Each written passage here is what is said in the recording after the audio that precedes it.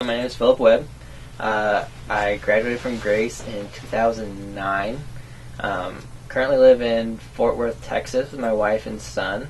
I'm working on my PhD in archaeology at Southwestern Seminary, so I'm in seminar stages, and I'll hopefully be done with that in a few years. And then who knows where we'll be, so that's me in a nutshell. Nice. So you went to Grace here, correct? What I year did. You graduate? 2009. 2009? When I graduated, I was here from 2006 2009. Okay. And did you major in history then? I was a history major, biblical languages minor. So I worked with Dr. Norris and Dr. Burkholder, so it's a lot of fun. Was there any particular inspiration for your study of history, or you just kind of something you'd always been interested in? It's something I was always interested in. I don't know why. Nothing else really piqued my interest. So Dr. Norris was working on the history major, and so that sounded interesting to me, and I got in, and it's just sort of got in my system, and nothing else would really work Mm-hmm. in the humanities. Where'd the interest in archaeology come from? So there's a family friend, a friend of my dad's, who was sort of the logistics manager on a dig in Israel, and he knew I was studying history, and he suggested I should go on a dig. And since he was at the Gezer dig, he suggested I go there, and so I went in 2007 for just a couple weeks, and I went, and they say I got the bug, and you get the taste of it, and you never want to stop. So I was went on a dig, and from there, the rest is history. Yes. So what were some of your expectations maybe going into your first dig? Did you have some ideas in your mind of what an archaeology dig would be like? I had seen Indiana Jones. That's probably the first thing that pops into a lot of people's minds. Yeah, I had no idea what a dig looked like. I didn't know. I was kind of told you'd be working a lot, but I didn't really have an idea what to expect. And it's a lot of hard work, but it's very rewarding. It's my first season I was there, we were in a Hellenistic 2,000 years old, and it was a house, and we were working in somebody's kitchen, and we were finding cooking pots, and then we found a coin, a silver coin from the Ptolemaic period, and pick it up, and it's just amazing. The last person to hold this coin lived over 2,000 years ago, and that feeling of finding that stuff is unlike any other, so it's really fun. And going on these things and finding new stuff and rewriting history in some cases.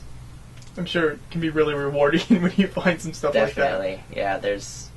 It's hard to describe when you're finding something, and just to think who the last person to do this was, lived a long time ago. There's one time excavating this 9th century destruction. There's a stone that was, a ballista stone that was thrown in. So the last person to do this was an Aramean soldier, almost 3,000 years ago. It's what? Yeah, that's really cool. It's amazing. So if you can give some background then on the site you were at, what's the name of the site, and just kind of some of the history of how many excavations have taken place there over the years? Yeah, absolutely. So the site's Tel Gezer. It's in the state of Israel. It's right about halfway between Jerusalem and Tel Aviv. There's Route 1 is the main highway between them, and if you're driving on Route 1, you look off to the north, and there's this hill called Tel Gezer. It's a really old site. I think earliest occupation is the Chalcolithic periods, even before the Bronze Age. But it was a Bronze Age city. It has some of the largest Middle Bronze Age fortifications. There's this tower. I mean, it's huge, gigantic foundations of this tower. Right next to the old Middle Bronze Age gate. It was a really important city in the Late Bronze Age. We know from the Amarna letters found in Egypt that Gezer had a very important king. He formed coalitions, and he was just a very dynamic figure. But Gezer is also mentioned several times in the Bible. It was, in the Bible, it talks about a pharaoh comes and takes the city, and then he gives it to Solomon as the pharaoh's daughter's dowry. And then in Kings talks about Gezer fortifies several different cities, including Gezer. So that's, some of the history of it continues into the Hellenistic period. The Hasmoneans used it, refortified it, I guess. excavated the first time in the early 1900s, one of the very first sites to ever be excavated by a Western state in Syria, Palestine anyways. So it was excavated by McAllister, very rudimentary techniques, but it was one of the first excavators who did what he knew what to do. It's been re-excavated a number of times, the major excavations in the 60s and 70s, and now the current excavations are there to help clarify a few issues, answer some ceramic issues, some chronological issues, so some very exciting stuff. Gezer's a very important site as far as Near Eastern scholarship is concerned. Okay. So you mentioned kind of the rudimentary techniques of, the first archaeologists there in the site. How would those differ from what they're doing today? Yeah. So the very first techniques that were used, they would trench. They'd have the site and they'd lay on a trench, work on it, dig it down, and then dig another trench, and then take the fill from the one trench, backfill it into the next one, dig another trench, just backfill and backfill. And that's all very different from today. That's not very scientific at all. And today we like to think it's a little more scientific. Today we have a grid laid out, and we have very specific, take very specific notes. That's part of the supervisor's job. We write down whenever something is found. We get the exact position above sea level, and we take care of all of our pottery. We wash it and we read it, and so we kind of have a feel of where we are chronologically. And very different techniques. A little bit slower today, but we learn a lot more scientific. At least we think so. Hopefully. Yeah. Well, later generations may judge us too, but it's more so. Can you give some background on what a typical day would be like on the dig? What are most of the people working on and things like that? Absolutely. So we start early. It gets very hot, or it can get very hot. So we start early. We would like to be at the site leave for the site at 5 o'clock in the morning. So a lot of people get up early. They serve first breakfast. They're kind of like hobbits. We have first breakfast. You go on the hobbit schedule. Yeah. We have second breakfast around 8:30. So we work from 5 to 8, and we all go down and we have our second breakfast. I tend to like the breakfast food. There's pudding. They have cereal and cucumber. And very fresh food. I like it. But then we work again. Then we have called a fruit break, but kind of like 11 C's. So right around 11:15, we stop and we eat watermelon or grapes or whatever they tend to pick up. And days tend to end around 1, and you go back and get lunch. People have the day off, the afternoon off, and you can go swimming, or you can go on hikes through the area. There's a Templar castle that's across the valley from the hotel, and you can go explore, jump through all the ruins, and there's a Jordanian fortress, and so there's barbed wire and bullet holes and all sorts of fun stuff. So there's a number of things you can do during the afternoons, and then we have pottery washing, and there's a lecture from a scholar who will, one day it might be, we're going to talk about the Iron Age, maybe the excavator from down the road is going to tell you what they found that season, and people tend to go to bed pretty early. You have to get up early, so... So if you're not an early riser, this might not be a thing for you. Hopefully, it's quite a time difference, so you can adjust. Okay. Hopefully, some people just are jet lagged the whole time. So, but it's a lot of hard work, and I don't have a problem going to bed early. So, but I mean, when you're working on the site, it just depends on where you are on the site. Sometimes you'll be moving rocks, you might be moving a lot of dirt one day, and then the next day you're on your knees with dental tools, working around,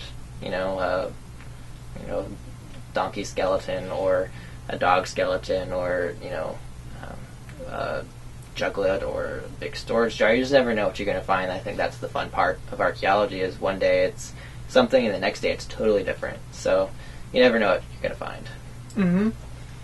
You mentioned the like barbed wire trenches and stuff. Is there much danger at this site as far as are there ever, with all of the conflicts going on, with Israel and surrounding countries, Middle East, is there ever any issues like that at many of these archaeological sites?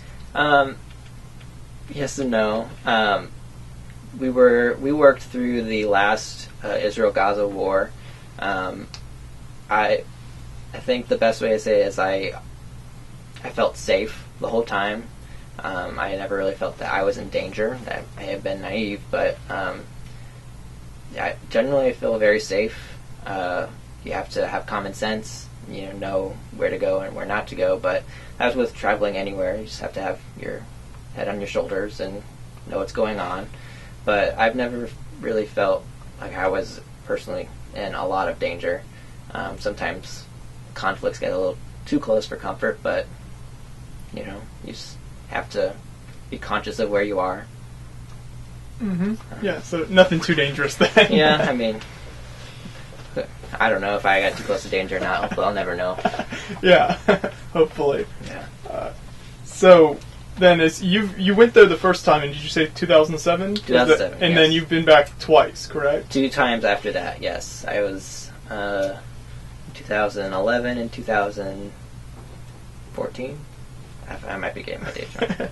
Yeah, I went again when I was doing my master's work, and then I've gone again in my doctoral work.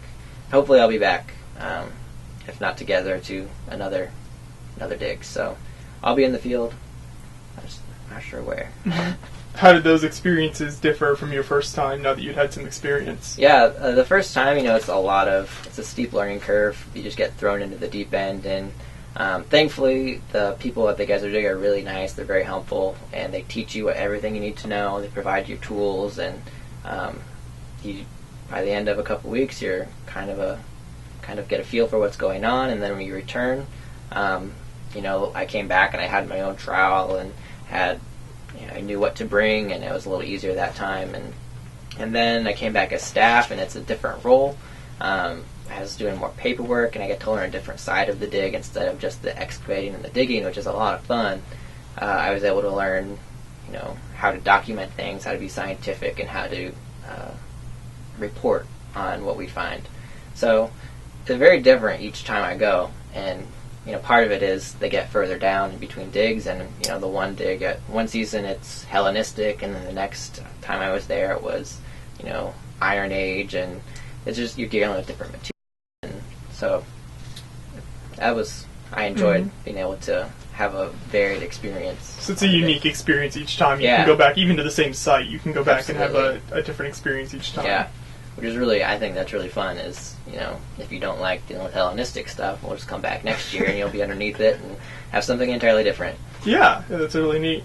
Now, you mentioned, I think the third time you went back as staff. If you can elaborate a little more on, maybe the hierarchy of how that works. You've got, people just volunteering. I imagine there's people kind of somewhat over the whole thing. Absolutely. So at Gezer, there are 2 co-directors on the dig. There's Dr. Steve Ortiz, who is part of the Tandy Institute at Southwestern Baptist Theological Seminary, and then there's Dr. Sam Wolf, who is Israeli, works for the Israel Antiquities Department.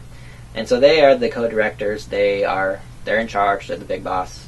And then, sort of supporting them, there's our 2 field archaeologists. We have operating in 2 different fields. There's Field West and Field East, and so each one has an archaeologist in charge. And then supporting those archaeologists, our staff, that's the position I was in. We were in charge of our own 5 by 5 meter squares, and we work those, and we have volunteers who assist us, and that's sort of the hierarchy. Sometimes staff do the function of volunteers. If they need help moving dirt in the square next door to me, I quit what I'm doing, I help out, just so that we can, as a team, accomplish the goal, the dig's goals. Mm-hmm. What are some of the most memorable experiences maybe you found in some of these digs? Are there a couple of things you found that really stick out in your mind as, wow, this is one of the best things I've found here, it's really cool, maybe you were digging and just came on something that was really interesting? Yeah, so that's the really fun part, I think, with archaeology. You never know what's going to happen. I was working on a dig in Cyprus, and we were just moving dirt. We were expecting to find a Roman period, apartment complex, and that we could see next door to us that had already been excavated. We thought, well, the building should continue, and so we just kept excavating. We weren't finding anything. And then we moved over a little bit, and then we found a threshold, what we thought was a threshold. It looked like there was a wall continuing, and looked like a classic Roman threshold stone. So let's look, let's find the foundations of this building, maybe see how old it is, and we start going down along this threshold, and then going down, down, down, and all of a sudden a hole opens up. And so we get a broom and just try to find the bottom of the hole. We're poking around, couldn't find it, and so we, tape stuff together and still can't find the hole. And then ultimately get a string with a plumb bob at the bottom, drop down. There's like a 30-foot hole that we were standing over, and it wasn't a threshold, it was the cap to a cistern. So it's just sort of stuff you never know it's going to happen. We didn't know we were standing over a gigantic hole, and we learned. And so while they were excavating that, they had to bring out a special team and special equipment to move this gigantic rock. So I moved to a different area on the site, and I was working with a friend, and we found this little conical shaped stone, and we were dusting around it and saw another hole underneath it, and turns out we found another cistern. And then just a few meters south of that, we found another cistern. So it actually worked out pretty well, because the site was destroyed in an earthquake in the 4th century, and the aqueduct was destroyed, so we didn't really know how the water supply worked, where they were getting their water, and so we find all these cisterns and helped answer a research question. So, that's the cool thing about excavations, is your accidents help solve problems. So. Yeah. That's really neat when you can, answer some of those historical questions. Absolutely. Are most of these sites started with a goal in mind of we'd like to learn this specific thing from doing this site, or is it just kind of let's start digging down here and we'll learn what we can as we go along? Yeah, the sites, these types of excavations, academic excavations, they're trying to answer a question. So the Gezer dig is trying to answer a number of different questions. There are some chronological issues in the Iron Age. There are issues of what has been dated 10th century. Some people want to date that to the 9th century, and so the Gezer project is trying to determine, is this 6-chambered gate we have there, this so-called Solomonic gate, is this 10th century, is it 9th century? And so they went to the site trying to figure this out, trying to determine this specific chronological issue. The site I worked on, Cyprus, they were trying to determine how the city shifted from a pagan one to a Christian one. Because of the 4th century, and so from previous excavations they found Christian paraphernalia on individuals, and so trying to look at how this shift happens, how is that reflected materially. So we go to the site with a question, just whether or not you're going to find the data to answer your question. The site on Cyprus, for example, we have found stuff that doesn't necessarily answer our question, it just raises a new question. So that's the beauty of archaeology, is you can answer questions and you can get more questions. So sure. And these sites you've worked on in Cyprus, Israel, or other sites in that area, are these mostly just kind of you're going through what would be a normal person's house, or are you looking more for big temple type buildings? What is usually that you're looking for here? Yeah, and that kind of depends on the questions that you're asking. At Gezer, for example, they're trying to look at are these structures 10th century? Are they? Do they reflect statehood? Is this Solomonic? And so to answer that, we have to look at the big public buildings. We have to look at the gate, and so that's what we're looking at there. But on Cyprus, if we want to look at how the site goes to Christian, we have to look at the average home. We have to find the average person in the city and see how that looks for them. So it really depends on which site and what questions you're trying to answer. I don't know if that answers it. Yeah, so it kind of depends on the site and everything, exactly what you're looking for as far as what your houses, big buildings, that kind of thing. Mm-hmm. Yeah, and some sites don't really have a lot of big monumental architecture. If you're looking at a really early Israelite site, they're not going to have public architecture, which why don't they, and all sorts of questions come up. So it really depends on the questions you're asking and where you're digging, and kind of a non-answer, but no, yeah, it's interesting. So you got to kind of decide on what you're going to work on there exactly. Yeah. So then, kind of bringing this into some more recent news, in the last couple of years here with the rise of ISIS, there have been reports coming out of places like Syria of ISIS destroying a lot of archaeological sites and monuments, things they found like that. If you just give your thoughts on that and kind of some of what's going over there, are there things being done to kind of combat that, to try to avoid, obviously no one wants this destroyed, so what's being done over there about that? I think at first you have to acknowledge just the human tragedy of the war going on, and keep in mind that some people are they're looting and they're finding these artifacts and they're financing their way to safety, which it's tragic to lose the data and try to not have that information available to scholarship. But if personally, I think if it's helping people get to safety, if they're using looted stuff to help them survive this conflict, then I think you have to, be okay with that. But it's really tragic what they're doing. ISIS just recently blew up a temple. It goes against their ideology, so they blew it up. But I guess thankfully there's a lot that hasn't been excavated. There's a lot that's not uncovered, and so there's a lot that's going to be preserved when ISIS is finally gone. Archaeologists will still be able to go and find new things and answer new questions. So as much as big of a tragedy as it is, there are a few, you can find a silver lining if you're willing. I know some archaeologists have done great work trying to hide what's been found. Some of the movable artifacts were taken and hidden.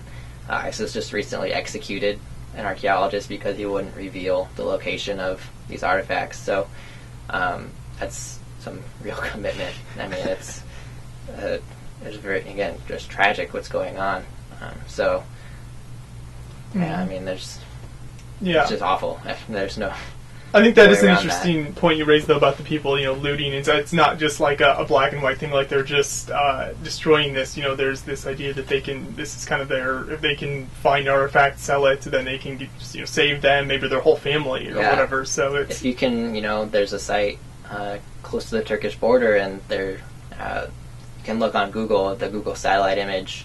Before the war, it's very pristine, all these scientifically excavated areas, and during the war, at the same Google image, you'll see pockmarks of just looting holes where people are just trying to find something that they can sell, something that they can make a quick buck, which I'm sure there are people who are just trying to make money off of it, which, there's no excuse for that. But I'm sure there are people who are, if I can find a mosaic and I can get it out and I can sell it, that can help my family get across the border, get to safety, which, again, as tragic as it is to lose the context and to lose that historical value, there are people's lives that you have to,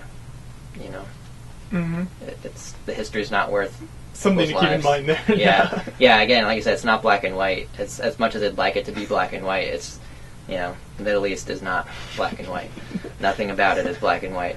That's for sure. Yeah. So do you have any tips then for maybe students here at Grace, or just anyone, the general public interested in going on an archaeology dig or doing this type of thing? What tips would you have for them? If you're considering it, I would say just do it. It's probably not that helpful, but I didn't know that I wanted to do archaeology until I went. And even if you get there and it's too hot and it's too much work, now you know.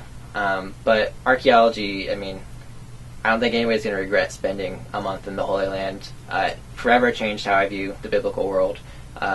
You just go to the text, go to the Bible, and you have an entirely new understanding of it. So even if it's not something you pursue for a career, even if it's not something you pursue academically, it's going to change. It's going to change you. There's no other way around it. And I think it's going to change you for the better, to have a wider perspective and to have a better understanding of the world of the Bible. So I would encourage anybody to just go on a dig. It's a cultural experience, if not a religious, spiritual experience, which it may be for you. But it's worth the experience to go. Just go, and you'll probably get the bug too, and you'll have to go back. So.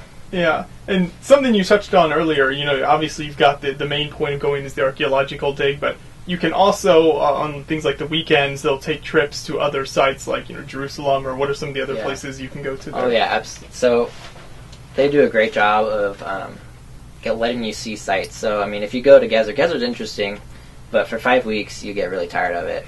So it's really nice that they take you on trips. We're over there over the 4th of July weekend, and so we have a big barbecue for the 4th of July. You get to celebrate the 4th of July in Israel.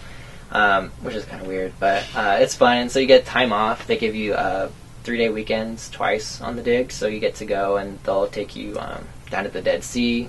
You get to, they do a really good job of balancing this, the fun stuff with the actual academic stuff. So one day you'll be swimming in the Dead Sea, and then the next hour you're going to be at Masada, learning about the history of the site. And then the next day you're going to be at Tel Arad, and you're going to be learning about the early Bronze Age city, and then the 10th century fort. And so you have this really good balance, and they take you through the desert. They go up north to the Sea of Galilee, and On weekends, you can get a ride into Jerusalem. You can see the city of David. Hezekiah's Tunnel is a big attraction. You go down to the city of David, and there's just all these great new excavations going on. You can learn about what's been happening in recent years, and then Hezekiah's Tunnel is so much fun, where you go into this water channel and you're like up to your knees in water, and you're underground in this tiny little cave, and it's just a lot of fun. You get to do a lot of fun stuff. So it's academic, yes, but you do learn a lot. But there's a lot of ways to have fun too. I mean, Ashkelon is another site you go, and there's gigantic Middle Bronze Age gate, and you can see some Philistine remains, and then there's a beach right there. So there's a lot of fun stuff you can do on top of touring and seeing the already excavated sites. Another thing to do a really good job of is Gezer it's hard to interpret a site in a vacuum, and so you have to know what's going on around you, and so do a pretty good job of letting you go to other sites. Bet Shemesh is just down the road, and Tel Gezer Gath, which Philistine city of Gath is not far away, and so you get to go see what all of these different sites are doing, and it gives you a wider regional context for what you're finding in Gezer. So you might go to Gezer and find something, you go to Bet Shemesh, like, oh, that looks exactly like what I'm finding. You're like, okay, these are probably maybe the same people. And you go to Gath, and it's like very different. It just looks different, the material's different, and so it gives you a really good idea of the region and what's going on, and you have you can stay on top of recent excavations, which is really good. Mm-hmm.